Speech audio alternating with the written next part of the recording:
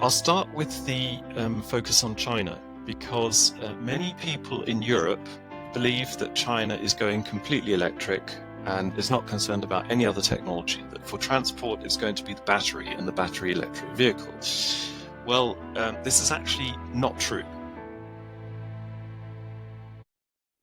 Welcome to the New Enlightenment Podcast, a production of Adam Smith's Panmure House. I'm your host, Adam Dixon. Today I'm joined by Andrew Moore.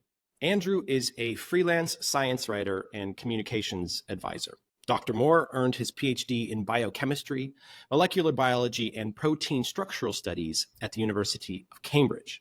He was previously editor-in-chief of Bioessays and program manager and editor at the European Molecular Biology Organization. Andrew joins me today from Heidelberg, Germany, where he is based to discuss his new book with Oxford University Press, The Decarbonization Delusion. Andrew, welcome. Thank you very much, Adam. It's a pleasure to be here today. Well, thank you so much for being on. I wanted to have you on the podcast for two reasons.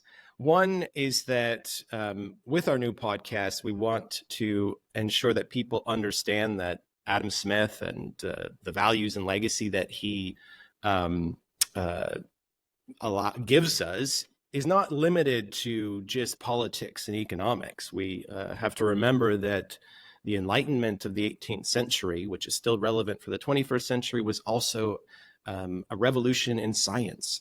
And so it's important for us here at Panmure House in Edinburgh to also entertain ideas of science because they are so relevant to contemporary economy, society, and politics. The second reason why I wanted to have you on was because you have this excellent new book called The Decarbonization Delusion, the title of which was very, very intriguing to me, to say the least.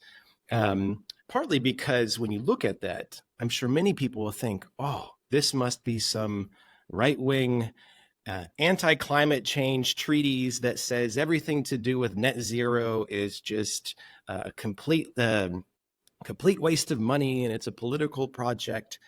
But actually, that's not really what your book is about, though you do ask some important questions about decarbonization and decarbonization agenda. And that's will be the basis of our conversation today. Before we start, I want to ask you to say a bit more about who Andrew Moore is. You have a PhD in biochemistry. What does that mean? What's your story? What motivates you and gets you out of bed to write a book and to ask hard questions? Well, as you say, I'm a biochemist, first and foremost, which means that I sort of sit at the interface between biology and chemistry. And I find this absolutely fascinating because biology uses chemistry in ways that no other realm of the natural world does. In fact, biology actually uses physics in a way that no other realm of nature does. It's absolutely fascinating. This is what enables biology to create all of the things that we see here that differentiate themselves from the non-biological or the inanimate universe. And so I'm a scientist, clearly. I also love playing piano and violin. I'm a passionate sailor. I love the ability to get where you want to go with the wind, though it may take you a bit longer than by other means.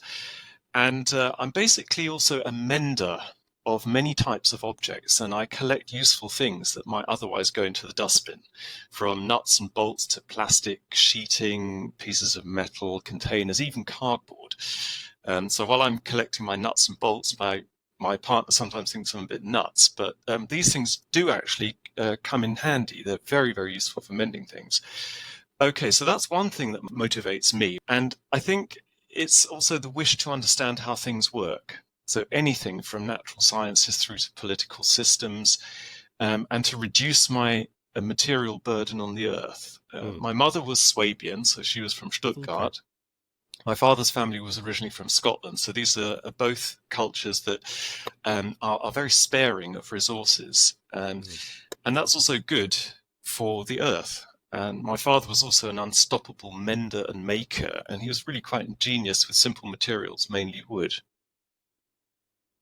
And what bothers me, well, it's the increasing dislocation of human existence from the biological earth, if I could put it that way. It's the increasing reliance on politics and industry to take responsibility for humans' sustainable existence. And there's a lot of short-termism in this, and the short term and the increasing destruction of ecosystems by direct human action. So this is causing biodiversity to disappear faster than ever before. I mean, we see it in terms of species extinction, basically. And many scientists see that actually is the largest crisis, the biggest crisis wave, if you like, that's rolling up to hit us. And you might even have seen the cartoon presented by Lama El Hato. She's the lecturer at Johns Hopkins in the USA, and she runs a master's program in environmental sciences policy and energy policy and climate. And so she presents a cartoon where we have the first wave encroaching on humanity, and that's COVID. Behind it, a little larger, is the recession, so the economic recession. Behind that, climate change. And finally, towering above all the others, is biodiversity collapse. And that's what worries me so much about things like land use changes, human impacts on the world's oceans, and ore and mineral mining. They're actually directly compromising ecosystems, so species are going extinct. But they're just some of the things we're doing that are incompatible with sustainability. Right. So you would put biodiversity ahead of addressing climate change. Obviously, they're interrelated, but Yes. it's interesting. I mean, biodiversity is now increasingly on the agenda, but you could say that climate change and the decarbonization agenda is then forefront. And would you say that then we should reverse those? Take biodiversity and addressing biodiversity first before addressing climate change, or does assuming that one should take priority over the other, or do we need to address climate change to then address biodiversity? Yes, I think we need to address both of them. And I wouldn't say that either of them is more important than the other, because, as you mentioned, they are so intimately intertwined with each other. So if you look at, for example, land use can, if it's done the wrong way, and often it is, massively reduce biodiversity and at the same time release massive amounts of CO2 and methane. And so there we see the two really together happening in the same place. And the biological Earth is basically what keeps us in this equilibrium. So we're in a very temperate situation here in terms of temperature, but also in terms of the elements that surround us, the concentrations of these things. And that is largely kept in check by biology and the richness of biology and ecosystems. If we start to destroy these, we will actually start to change the chemical nature of the world in which we're living. So that leads me to an important question, which is what does the layperson or a policymaker need to understand about carbon, about this biochemistry, if you like, that is at the basis of these major policy agendas and these major demands on how we change our behavior? Now, we can assume that many people have a basic understanding of biology and chemistry, but how would you explain the importance of just going back to what you said about, changing the chemical nature, if you like, of the world? What do we need to understand to grasp that as an issue?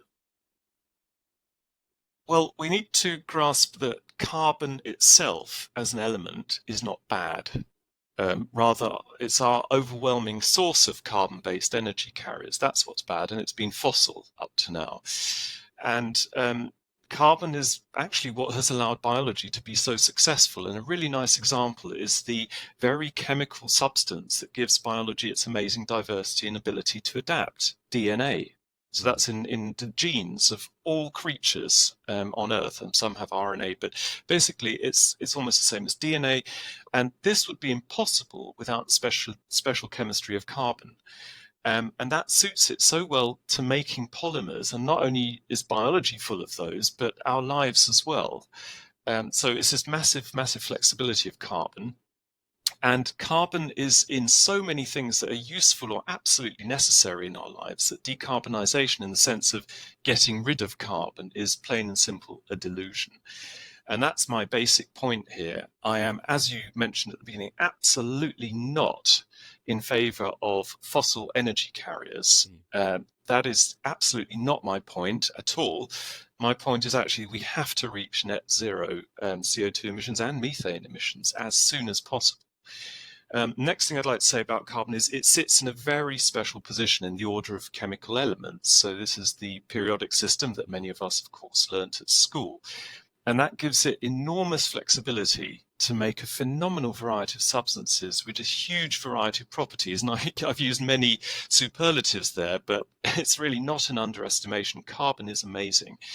That's also what makes it an ideal element for life and human economies. It's a kind of central hub for transitions between energy and material and back again. Enormous flexibility. Biology uses this to do its interconversions, and they're done without the production of troublesome toxic residues. This is another wonderful thing. We're in the biological realm, the organic realm here. We don't have to deal with the kind of collaterals of mining for minerals. And we humans probably can't stop digging up the earth for minerals, that's true, but we must reduce drastically.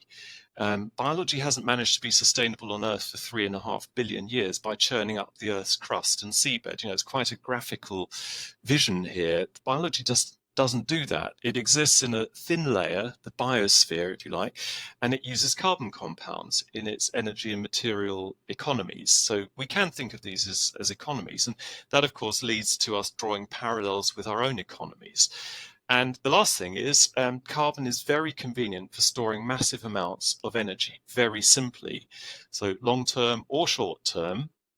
And that enables us to capitalize on natural energy peaks and use the minimum of energy generation infrastructure to generate the energy in the first place, so it's electricity. And of course, the less of the generation infrastructure we have, the less impact we have on the environment. So we're thinking about things like massive solar panel arrays, so photovoltaic, and these wind turbines and dams to create hydroelectric plants. The less of that we have, the less impact we have on the environment in the production of energy. Right. So there's two questions, and we'll come to the question of e-fuels and synthetic fuels later. But I'm just imagining someone listening and thinking, "Oh yeah, I heard someone that said, well, carbon dioxide is plant food, and more of it in the atmosphere is a good thing because it'll lead to more trees and more green." And this is an argument that you hear from climate deniers or those that are skeptical of net zero or reducing carbon in the atmosphere. How would you respond to that? So what's the difference between what you're saying and those that say, well, carbon is a good thing and having so much of it is not a problem? That's a very interesting point, because some people think indeed that more carbon dioxide in the atmosphere will somehow stimulate plants to grow more quickly and somehow naturally compensate. But this is actually not true. There's a tiny little bit of truth in it, but the rate limiting step, the step that basically stops this working, is the speed of a critical enzyme in plants. It's called rubisco. One doesn't have to know its name, but one has to know that it sits at a kind of crossroads, and that crossroad is between carbon dioxide in the atmosphere and the carbon compounds in the plant. So where the plant actually incorporates carbon dioxide from the atmosphere into its own material. And that enzyme simply can't work faster than it does. It's a very slow enzyme, and it doesn't need to be faster because it's evolved in a situation where carbon dioxide wasn't that concentrated for a lot of the time, and it basically enables trees and other plants to grow slowly but sustainably.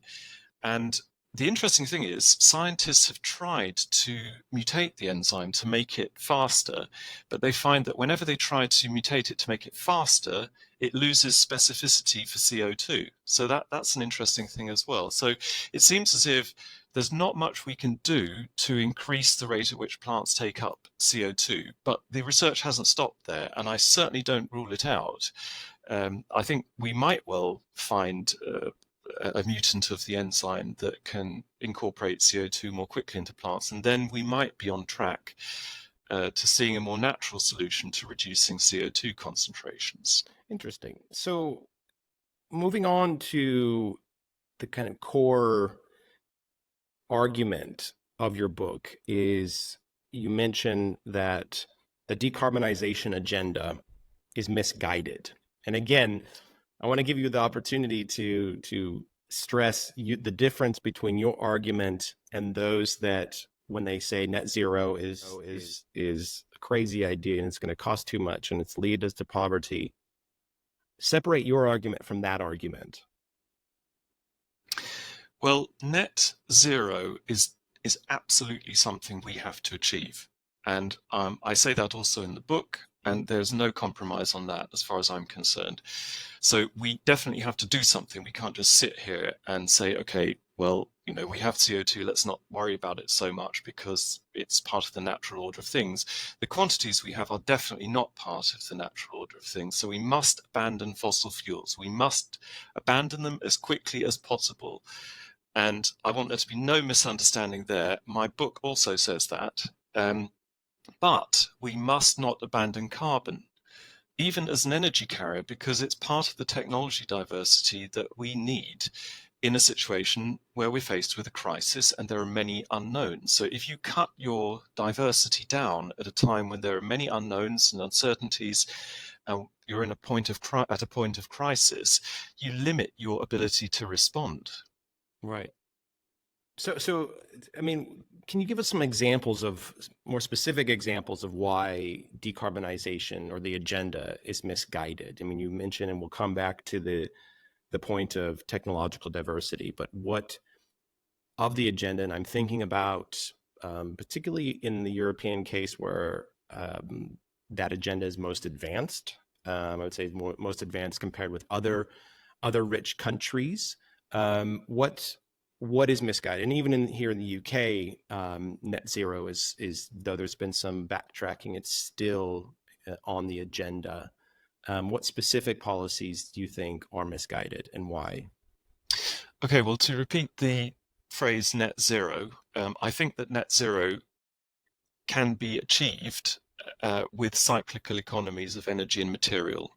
And these are very, very similar to the ones that biology uses. So if we orient ourselves towards biology, we see that biology actually runs a massive recycling system with CO2 and carbon compounds, and it generates a situation with net zero CO2. So there's no compromise on that, as I say. And at a practical level, we must stop using fossil fuels as quickly as possible and generate truly cyclical economies with a lot of forethought and analysis. And this is where I think we're not quite doing it right. I don't think that quick solutions that are simply a way out of a current dilemma will do at the moment. It's that kind of reasoning born out of fear, a fear that we suddenly realize what we've done to the environment, and fear that our economies will collapse without quick solutions. And this is leading technology to go in a number of directions that appears to be solving the problem. But in terms of sustainability, what really matters is that these solutions must be a priori, that means upfront, known to be superior to the status quo. So the status quo clearly is getting massive loads of fossil fuel out of the ground, and we know that that's bad because it's clearly unsustainable, both in geological terms, but also in atmospheric terms, far too much CO2 that's not being recycled. And we need to look for other technologies that are more sustainable in terms of their innate potential for cycles with a minimum of environmental troublesome collateral. So we don't want to be producing lots of other things with these so-called superior technologies. And we can't simply jump from one technology to the next with superficial arguments.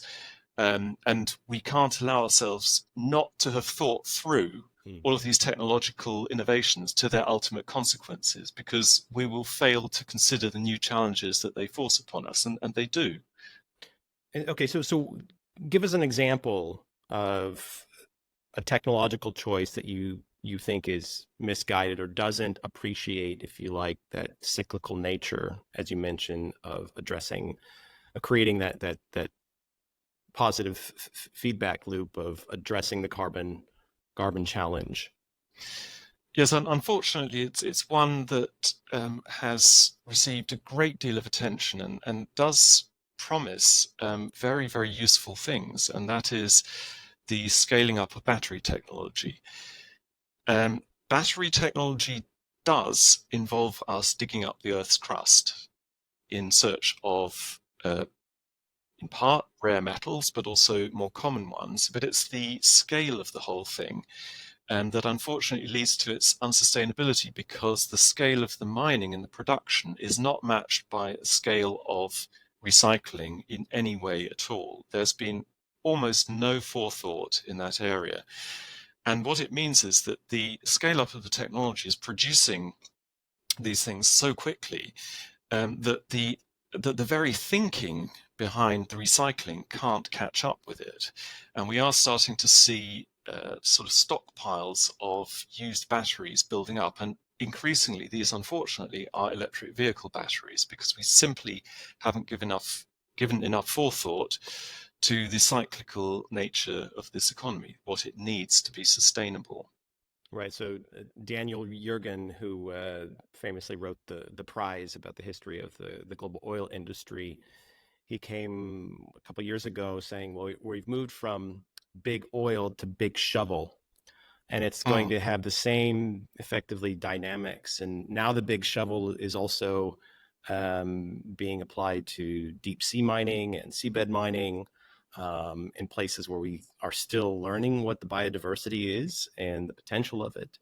And I'm curious, though, there's what about technically is so with the electric vehicles, it's the recycling of it. But I imagine proponents will say, well, that's just a matter of time before the recycling comes to address that problem. And so this is perhaps you're being too myopic, if you like, that we won't address this as the demand and the scale of batteries comes about. There will be a recycling solution. But how would you respond to that potential question? And then as a corollary, what about battery electric vehicles otherwise is not sustainable? So we it's the issue of digging up the crust and the minerals necessary, the recycling issues of it. But what are the limitations of batteries and battery technology that I think aren't appreciated sufficiently in the debate? Well, to answer the first question, battery recycling, it does need to speed up very quickly, and there will definitely be improvements in that area. But battery recycling deals with minerals, and these minerals are often very hard to separate from each other. I mean, essentially, we're talking about recovering metals, and that is not easy. It's technically rather difficult. It requires large amounts of energy, and it produces its own toxic collateral. There is no such thing as 100% recycling in that realm, and we know it actually quite well. Because we've actually been dealing with metal recycling of different types for quite a while, and it actually in some areas has not been very complete or very successful. And it does create additional environmental challenges of its own, and it won't be cheap. This is actually one of the things that's a major stumbling block at the moment, because politicians and industry and people would like electric vehicles to become cheaper and cheaper, so that they're more affordable, so we can use more of them, and so forth. But actually, I think if we want to make them sustainably, they are not going to be cheap. And if they turn out being too cheap, they are going to do that at the cost of the environment. And there are certainly things right with BEVs, so battery electric vehicles. And I'm not an EV hater. I definitely don't want people to think that, because we definitely have areas of mobility that are suited perfectly to electric vehicles. But we're seeing some very highly emotional stances on both sides of this debate, and they're really counterproductive and almost anti-scientific, in fact, in my opinion. So I would like us to analyze this in a very sober way. What are the advantages? Where can these vehicles be implemented where they really do have an advantage over vehicles with combustion engines over their entire life cycle, and with the global perspective of pollution also in mind. So in your book, you do a number of calculations to show that if we take into consideration the life cycle of a battery electric vehicle and we compare it to an internal combustion engine vehicle, that actually by the time, if I remember correctly, how you calculate this, that the number of years it takes for the battery electric vehicle to surpass the sustainability, if you like, of the internal combustion engine vehicle is a lot longer, or a lot, or it's the gains aren't there, and that's not appreciated because of these issues of recycling, because of these issues of use, as well as issues of the manufacture of the metals of the car and the tires and all these, that it actually doesn't equate to a more sustainable solution. Can you say a bit more about that? Yes, so in Germany, the manufacturing burden of a car or anything else actually is called the rucksack. So it's the rucksack with which it starts its life in use. So this manufacturing rucksack, of course, has various impacts. With fossil fuels being used in manufacturing, of course, it's creating CO2.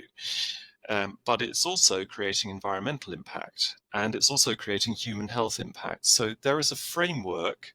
In fact, there are several frameworks that are scientifically proven and used very often for doing such analyses. And in these frameworks, you can actually quantify the amount of impact. And the framework that I used in my book and for the calculations is called RECIPE, RECIPE. And it was developed in the Netherlands. And that's interesting because at the beginning you mentioned how the Netherlands is very, very concerned about sustainability, and there are some technological developments going on there that are quite interesting also. And so it was actually the Netherlands Institute of Health and Environment that developed this framework, and it's used very, very commonly throughout the world by researchers. And using this framework, you can assess the impact in production and use of basically anything. If you look at cars, getting the data from many, many publications that are out there in the literature, you can get the figures necessary to calculate the impact in production, in manufacture of a car. And when I did this and compared a conventional combustion engine car with a comparable electric vehicle running just with a battery and a traction motor, I found that the difference is enormous. It's enormous in terms of energy. It could even be more than twice in certain cases, and it is enormous in terms of environmental impact, largely because of the metals and other minerals that are used for battery and electronics manufacture. And these vehicles, the battery electric vehicles, contain a lot more electronics, and they contain a lot more of the rare earth metals that are used in these electronics, and they contain, of course, special components for the batteries, such as the lithium and cobalt and nickel. Now, cobalt consumption is going down because it's highly problematic, but other things are actually on the rise, such as nickel. So nickel, as a component of batteries, is actually on the increase. Right. And nickel is a highly problematic metal to mine and refine. It takes roughly 4.5 times as much energy to make nickel that's pure enough to do something with it in industry, compared with aluminium. So 4.5 times as much as aluminium, and aluminium is already a big problem. And it's in most nickel now. I assume the biggest nickel producer, I believe, is Indonesia, or it's one of, and they're basically cutting down rainforest in these carbon sinks to produce nickel, which the nickel is going into batteries, and so it exacerbates these problems. So you said it's the battery electric vehicles could be twice as impactful, if you like, than internal combustion engine, and does that also include the energy, the electricity source for charging? So if you combine so if you have 100% renewables charging, that's good. But then I would assume that calculation would be even worse if it were coal fired. And I'm just thinking of the case of Germany, which is still burning lots of lignite, open pit mines, and so it's even worse than we expect. Yes, the phase of use of cars is very interesting to investigate, and so I did that in my simulations as well. So before I covered the manufacture. Now, when we look at the use, I decided to choose a scenario in which we could actually, and this is theoretical at the moment, but we could actually power these electric cars with green, if you like, energy, so renewable energy in terms of electricity, and we could also power the combustion engine cars with which we're comparing them with CO2 neutral fuel. So these are the e-fuels. They're called e-fuels because they're electrofuels, because they're made with electricity, with CO2 from the air and hydrogen that we get from water. And I want to come back to that and talk more detail about those Right. fuels in a minute. So I won't cover that more in detail at the moment, but basically when we look at the phase of use, then we also have to calculate the environmental impacts there. And then we get a complete picture of the impact of manufacture plus the impact of the usage over a certain number of kilometers. And then we get a number at the end, and then we can compare the two. And I chose the highest possible level at which to do this, which is a global economy. So the model that I use is the whole world making a certain number of cars, driving them on the road with renewable energy, either renewable electricity or a combination of renewable electricity and renewable liquid fuels, the so-called e-fuels. And then I compare these two economies in terms of their environmental impact and also in terms of their human health impact. The environmental impact seems quite intuitive. So we are indeed talking about decrease in biodiversity there. The measure there is the rate of species extinction. And in terms of human impact, we're actually looking at the total number of disability affected life years in the human population globally. And it transpires from my calculations that the electric vehicles in this scenario have to drive many, many times more kilometers per year than an equivalent combustion engine vehicle running on renewable e-fuel. Wow. And so it's interesting. So you're based in Germany, and we know in the European Union that effectively, at least at the level of the European Union, they've gone full in on electric vehicles as being the future. I was reading an article in one of the Dutch national newspapers this weekend, interview with Diederik Samson, who most recently was chief of staff to Wopke Hoekstra, who's the climate czar, if you like, of the European Union, and Samson, who used to be leader of the Labour Party in the Netherlands, and previous to that was also a campaign leader for Greenpeace. And he talks about in this interview how, he was trying to he pushed really hard to have electric vehicles as being this is the direction of travel that we can't have. I mean, he was very adamant saying that the internal combustion engine is dead.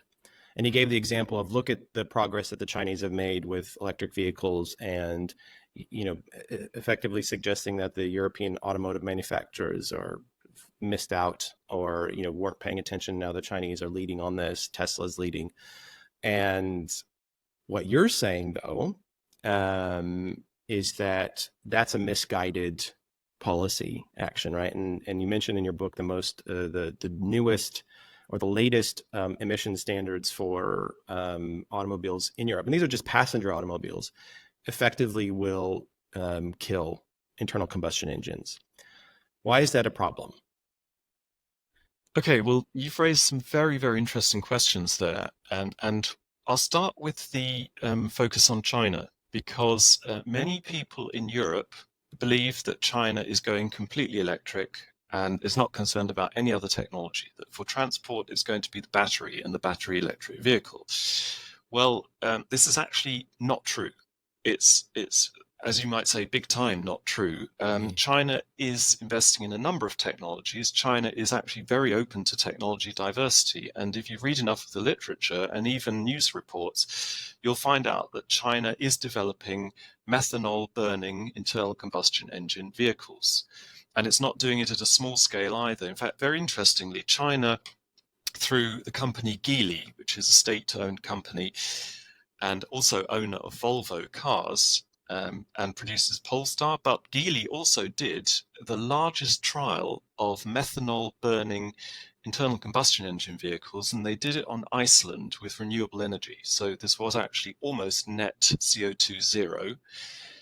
But the most interesting thing, it was China doing it, right? So people who think from listening and watching the media that China is pulling way ahead of Europe in battery technology in vehicles, they obviously haven't seen this. And China is developing lorries and buses to run on methanol. And it also has a large fleet of taxis in Shanghai, and I think also developing in other cities that are running on methanol. And it has actually gathered a lot of information about methanol burning internal combustion engine vehicles. Not only that, it is building massive plants for producing CO2 neutral methanol. So that's one thing. It's a big misconception that China is going all electric and leaving Europe behind. I think actually China is leaving Europe behind, but in another way, in terms of technology diversity, and that's really, really terrible in my mind. And I want to come back to the point of technological diversity. I think it's really important that we discuss that further. Yeah, the other thing I just want to focus on a little bit is the European Union, Yeah. because clearly we're very influential. Europe's quite a large part of the world and the world economy. And when I was writing my book, I was very interested in the European politics and policy surrounding the mobility revolution, if that's what we can call it. And so 4 years ago, the European Commission, in one of its key documents on the CO2 neutral transportation revolution, noted, and I quote, the regulation also includes a mechanism to incentivize the uptake of zero and low emission vehicles in a technology neutral way. So that was back in 2020. Yeah, that was back in 2020. So in March 2022, I re-accessed the document to find that the phrase "in a technology neutral way" had been deleted. So it was basically the same document, but they had got rid of the technology diversity. And I think this is actually very, very short-sighted and really quite dangerous at such a high political level that's so influential.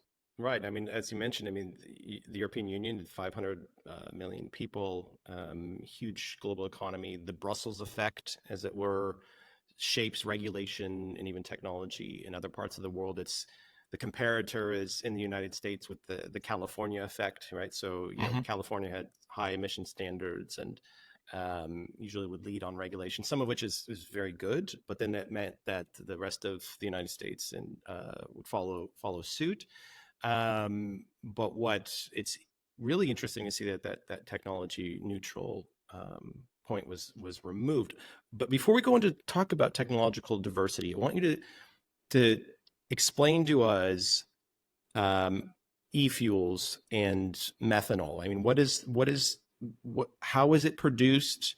How much does it cost? What is the energy intensity of methanol in comparison to conventional fossil fuels, in comparison to battery? I think that's another point that people don't appreciate is the density of energy in batteries is quite low in comparison to the energy density in other fuels. So how is it produced? How much does it cost? What is the technology? What does the person on the street need to understand about the potential that, oh, wait a minute, I don't need to have an electric car. I can keep my car that I have and I can change it and then burn methanol. I mean, what does that look like? What does the economy look like? And how is this a potential pathway that we should be advocating more for? Well, you've mentioned a very important point there that many people don't realize. And you said it, I can change my car a little bit, I think, and run it on methanol. Well, at the moment, we don't yet have a methanol production and distribution infrastructure that could actually feed many cars. But it is true that cars with modern internal combustion engines, and even older ones, can run perfectly well on these e-fuels. Some of them need minor adjustments. They're not very large. And in fact, the automotive industry can easily make engines that are optimized for these fuels. So basically, it's almost a kind of plug and play situation. You can plug these fuels into existing cars with very, very small modifications.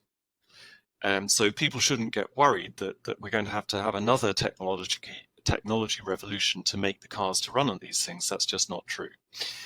And e-fuels are made essentially using electricity. And of course, we have to use CO2 neutral energy to make them. And that largely means solar panels, so photoelectric panels, wind turbines, and to a certain extent, hydroelectric. Now, Norway, for example, has an awful lot of very clean hydroelectric electricity. So Norway is actually one of the countries that's investing quite largely in making these e-fuels, primarily for replacing ship's diesel, and I think also e-kerosene for aircraft. Now, when we look at the efficiency, we have to realize that we are going to have to put in a lot of energy to make these fuels. A lot of that energy is actually present within the fuels. You mentioned the point about energy density. So it's true, batteries have a low energy density compared with carbon-based fuels, so the fuels we're used to. And that can actually sometimes be a deal breaker, because for aircraft that need to be light so they can get into the air and fly long distances, you actually need a very energy dense fuel. Now, for a car, it's not so crucial because cars sit on the road, and so they don't need to be that light. But 30% of the energy from a battery does actually go into powering into dragging the battery around, as well as the rest of the car. Anyway, the point about the efficiency of making these fuels is often the one that gives them such a bad reputation. So if we make synthetic methanol with clean electricity, we're looking at around about 45 to 50% efficiency maximum at the moment. It could be that we can generate higher efficiencies in future by capturing the heat of the chemical reactions and using them for useful purposes. But at the moment, we're looking at about 45 to 50%. And for synthetic gasoline or petrol in the UK, you would say, we're looking at around about 45% efficiency. Now, that doesn't sound very high. And people who will compare it directly with an electric motor will say, well, that's horrendously bad, because an electric motor can run at 90% efficiency. Well, yes, it can, isolated, but when it's in a car, it has lots of other things to deal with. And the whole electricity infrastructure also has losses. So we need to take those into account. We basically need to do full chain analyses to get the full picture of what's going on here, all of the energy losses, and then we come out with a figure, and then we can compare it. So I'd like to mention a very, very strong and misleading example of such a comparison. There are professors who will give talks on the mobility revolution and say, these synthetic fuels, the e-fuels, are absolutely hopeless because of their low efficiency. So if we look at the comparison between an electric car with a battery and a conventional car using these e-fuels, we see that the electric car is 8 times as efficient as the conventional car using e-fuels. Well, it may be if we just look at the burning of the fuel or the use of the electricity.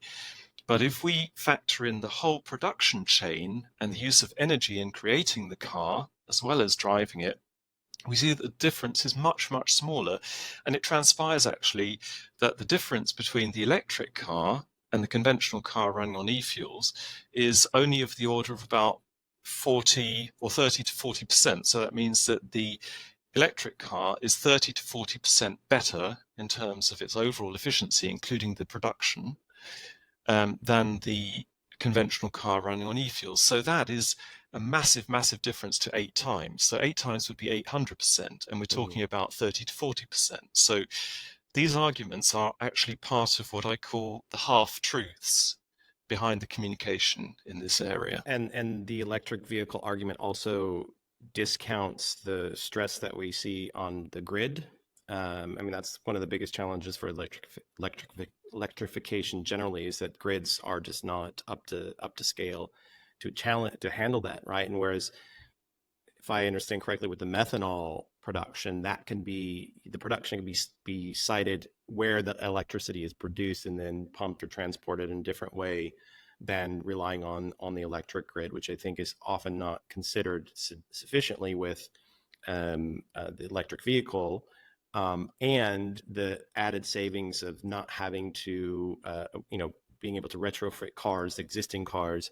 And then also, if I understand correctly, methanol is a solution or for long distance trucking, for buses and other vehicles that are uh, you know batteries would be too heavy for them or not sufficiently powerful to use with. Is that correct as well? Yes, that's another interesting observation, and you've obviously done some reading there and know quite a lot about it already. Because if you just look at the heavy goods vehicle sector, you see an interesting phenomenon, and that is that to carry the same amount of goods, a lorry would have to be heavier because it would have to carry the battery with it. But there are regulations saying that the lorries can't be heavier. So if we basically look at a 40-tonner, a 40-tonner that has a battery electric drive sacrifices in the end about 2.7 tons of freight. And that's a lot, because that's about 16% of the freight. And the other disadvantage is it can't travel such long distances, so it has to stop to recharge, or we might even envisage having more lorries to make up for the charging. So a truck would then exchange with another tractor truck and then carry on and so forth. It's actually a much more complicated system. And as I say, it has economic repercussions in that these lorries cannot travel such long distances, but they can't transport as much freight. And I imagine if they were allowed to be heavier, that would do more damage to the roads, and the roads are either made of concrete or asphalt, and those are both carbon intensive materials. So if you added weight to the lorries, you would have more road wear, likely more tire wear. And so the benefit you would see from the battery in terms of carbon would actually probably be somewhat canceled out by the wear on the necessary repairs on the carbon intensive kind of roads that we drive on. Yes, there would be increased wear and tear on roads, and there would be increased amounts of microplastic from the tires going into the environment. Yes. So but a question I have though about the production of the methanol, right? We say, coming from renewables, is going back to what you said earlier about the environmental footprint, right? So when we think about wind and solar, yes, these are great things, but the amount of usable land we need to have for solar arrays, for wind farms, does that not run into the biodiversity issue that we need, other sources that aren't so land intensive? Yeah, another very, very good question, because of course anything that humans do will affect the environment, and the more we do of it, the more it will affect the environment. So I like to apply a principle when thinking about this, and it's the globalization of economies. So the globalization of economies, and we can't get out of that, means global solutions to problems caused by them. And this means international collaboration and international infrastructures, and that applies also to energy. So making electricity in parts of the world where agriculture is not possible, and there are plenty of those, and conditions are extreme enough for really high and constant levels of electricity generation is what this is all about. This is what we need to be doing. Wind power, photoelectric, so these are the solar panels that make electricity. And Earth has many deserts where nobody lives, no crops are grown, and biodiversity is comparatively low. And wind power you can make in barren, windswept areas. For example, southern Chile, there is already a project there starting up.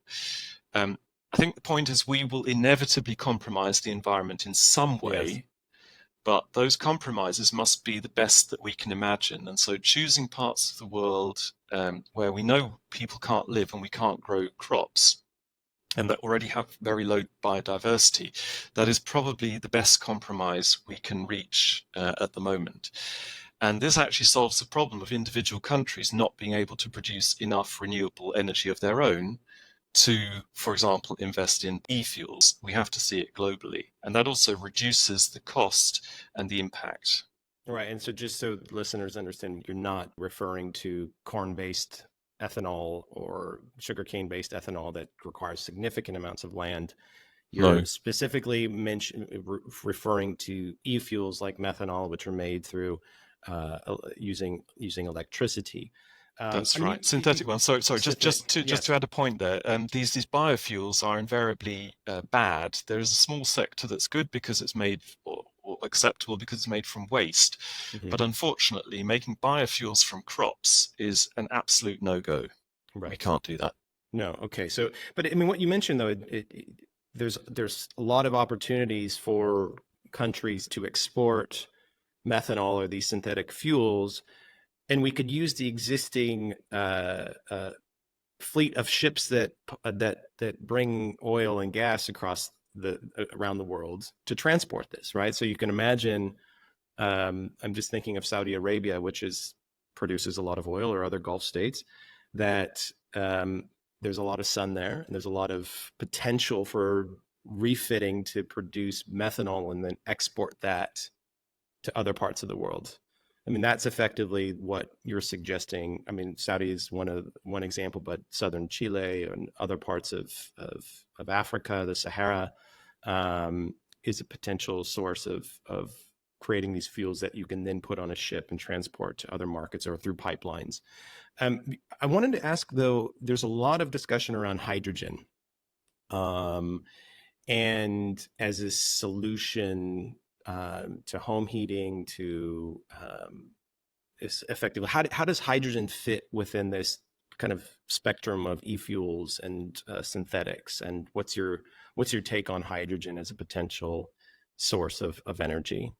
Because it would, I mean, the production of hydrogen, if it's green hydrogen through electrolysis, how does this fit in that story? So the production of hydrogen is absolutely vital to any sustainable energy economy that we have in future that requires portable and storable energy. And in fact, hydrogen production is what plants do when they photosynthesize. They actually split water and they get hydrogen, but they don't use the hydrogen directly. You see, hydrogen is actually quite difficult to manage, and biology knows that, which is why you don't see lots of hydrogen storage containers in plants. They simply don't have them because hydrogen, although it's very clean, in other words, when you burn it, you only get water vapor with oxygen. If you only burn it with oxygen, you only get water vapor. It has other problems, and these cause really large infrastructural challenges. How do you store the hydrogen? Hydrogen is a requirement for making these e-fuels, these synthetic fuels that I talked about earlier, but we have the choice of using the hydrogen pure in a hydrogen-based economy, or converting it chemically together with carbon into these synthetic fuels, the e-fuels. If we just look at the hydrogen economy, it means creating a massive new infrastructure for dealing with something that's really difficult. Hydrogen's a very, very small molecule, so it tends to leak out very easily from containers, from joints, from pipes. And to store it efficiently in small volume, you need to compress it and cool it, and that requires also a lot of energy. If you use the hydrogen directly for making another kind of fuel, the synthetic carbon-based fuels that I mentioned earlier, you don't need this cooling and compression to nearly the same extent, and you save a lot of energy there. And then you also have a fuel that's very easy to store because it's liquid at room temperature. Hydrogen, on the other hand, needs to be compressed, stored in very, very special containers, and distributed through an infrastructure that is very, very expensive because it needs special technology to stop the hydrogen escaping. And an interesting thing there that has become more and more evident this last few years, so it's really quite new, is that hydrogen, if it escapes, has an indirect greenhouse effect. Mm. And it's something we need to keep an eye on. It doesn't seem that serious at the moment, but what hydrogen does when it escapes is that it reacts with other chemicals in the atmosphere to increase the global warming potential of methane.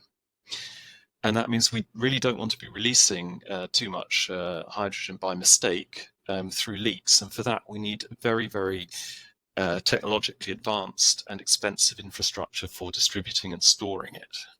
Okay, so the production of hydrogen and hydrogen economy is still good, but it has to be used for specific purposes, and it's better to use it for in the production process of e-fuels and synthetics, where you can combine it with carbon. And I'm assuming that carbon, how do we capture the carbon for that process?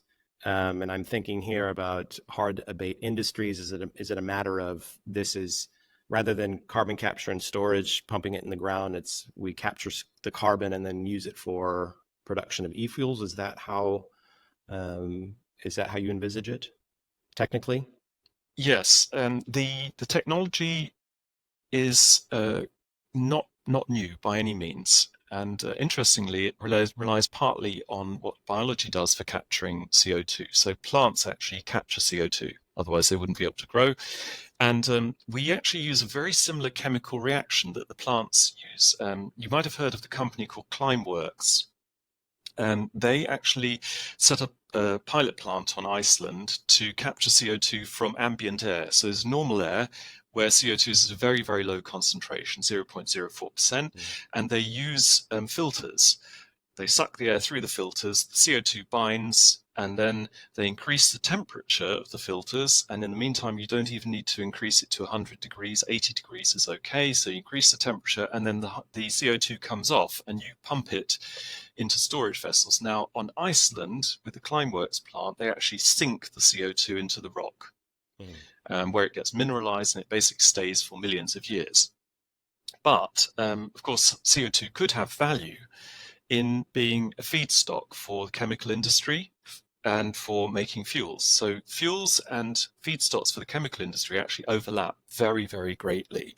So we therefore have fuels and feedstocks for the chemical industry if we can capture the CO2. Now, in ambient air, the air around us, CO2 is a very low concentration, so we need a lot of energy to capture it. But if we capture it from flue gases of things like steel industry and cement industry and chemical industry and power generation facilities, then we need much less energy to capture it because it's at a very high concentration.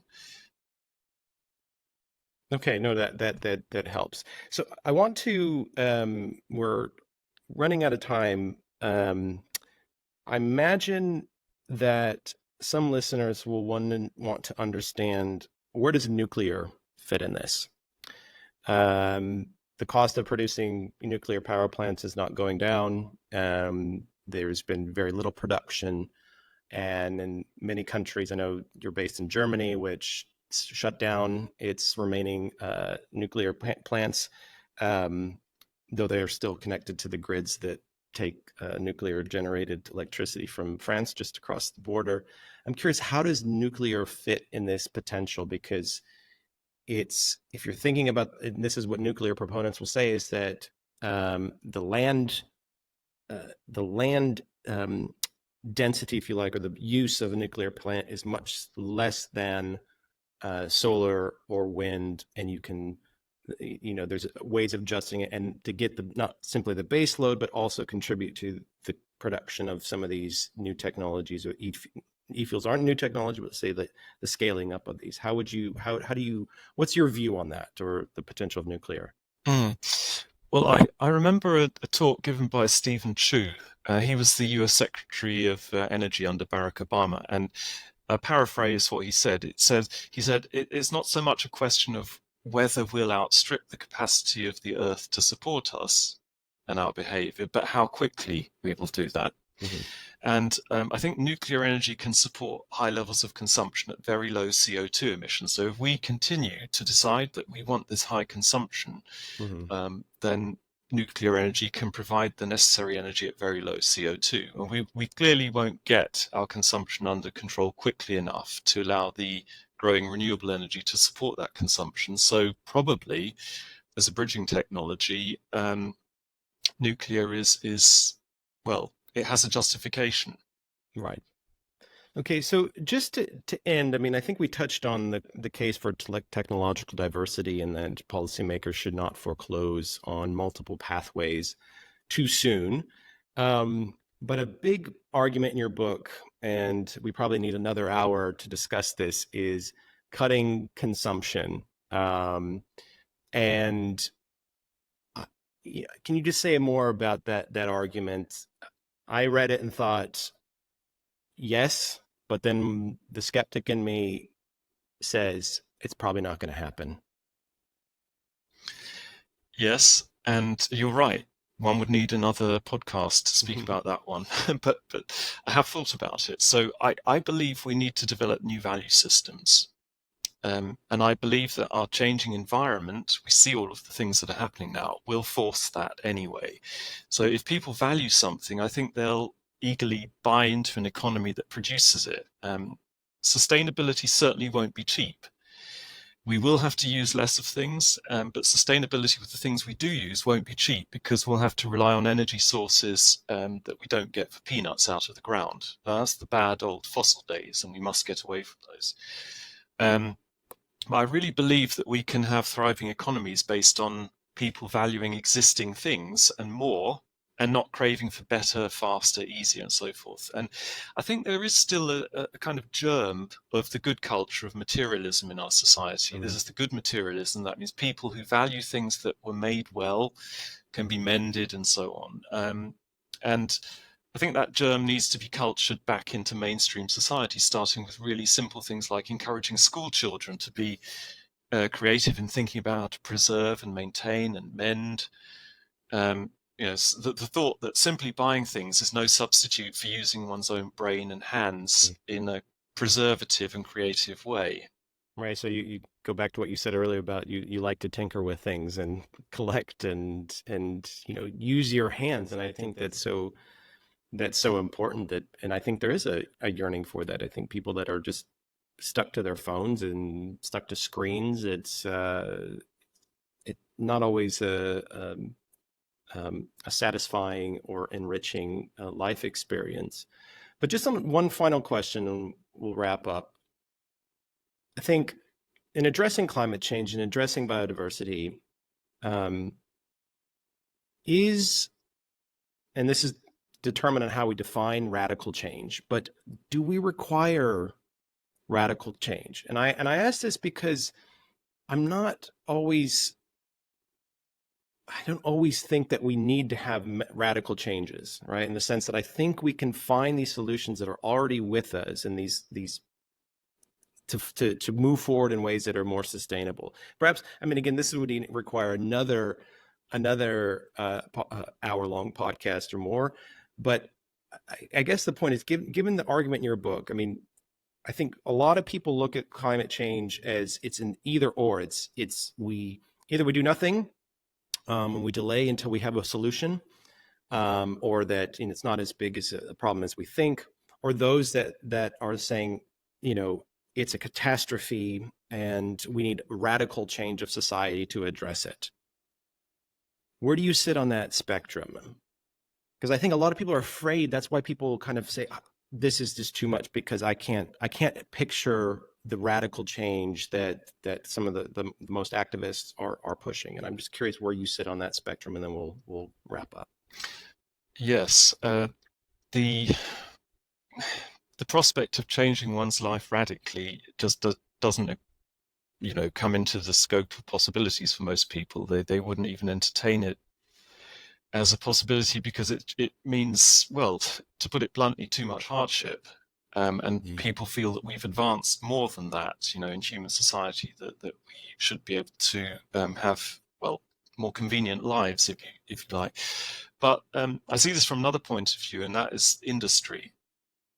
We do need economies, we do need things, we do need technologies for things like welfare and medicine and education. And I think actually industry and business can still thrive. Just take one example. There's no shortage of DIY stores around. to doing work on the house. We could have all sorts of stores in other areas. We could imagine repair cafes scaling up to be high throughput, open all hours enterprises with business models and career perspectives. So I think we could actually preserve quite a lot of, the business infrastructure that we have, but doing things in a rather radically different way. So I think, to get back to your initial question, we need a combination of small changes, but actually quite radical ones in the way we think. Okay. No, that's, I think, a good message to end on, that an optimistic one, where there are possibilities for us to address the challenges that we face.